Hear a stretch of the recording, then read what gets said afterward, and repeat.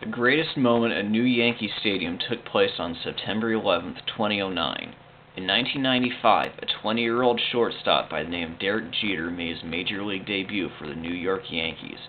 A year later, he would win the American League Rookie of the Year award and help lead New York to their first World Championship since 1978, and for the next decade, he would become a face of the Yankee franchise. From 1996 to 2008, DJ would bat 300 or better 10 times, have 6 seasons of 200 or more hits, score more than 100 runs 11 times, steal more than 20 bases 7 times, and win 3 Gold Gloves. He also made 9 All-Star teams and helped guide the Yankees to 3 more World Series titles and 11 more postseason appearances. And in 2007, Jeet started to put himself in elite company.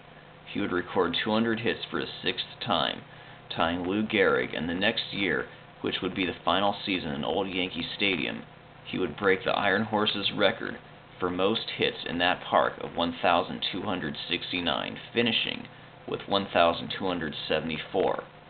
After achieving these milestones, he was getting closer to yet another one of Gehrig's records, the franchise record for career hits. During the 2009 season, Jeter would get closer as the year went along, and on September 9th was 3 hits shy of tying the mark. The Yankees were playing at home that night against the Tampa Bay Rays, and Jeter would get 2 hits going into the 7th. In the bottom half, with New York trailing 2-0, he came up with 2 out and nobody on, and with the crowd on its feet hoping for history, Jeter would line a single to right to tie Gehrig. Johnny Damon would then come to the plate and single to right to bring up Mark Teixeira as the go-ahead run, but Teixeira would ground out to end the inning. Then, in the bottom of the 8th, the Yankees would put the first 2 men on, and after scoring to narrow the lead to 1, Jorge Posada came to the plate with a man on and homered to right to give the Yankees a 3-2 lead. 1 out later, Jeter came up once again and had a chance to make the night complete if he could pass the Iron Horse, but he would draw a walk, and even though the Yankees went on to win the game, the record remained tied.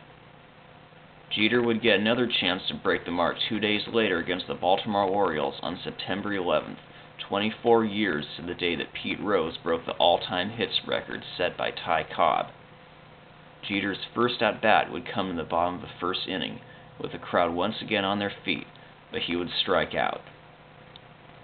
He would come up again in the 3rd, and on a 2-0 pitch would ground a single into right field to finally break Gehrig's hallowed record, receiving a long standing ovation from the crowd of 46,771 as he stood alone as the all-time hit leader of the greatest franchise in sports. The Yankees would go on to lose that night, but the game would forever be remembered for Derek Jeter breaking one of the franchise's hallowed records. And for Jeter and the Yankees, the best was yet to come, as New York went on to win their first division title in 3 years, and like they did in their first year at the old park, would win the World Series in their inaugural season in new Yankee Stadium, and their first title since 2000.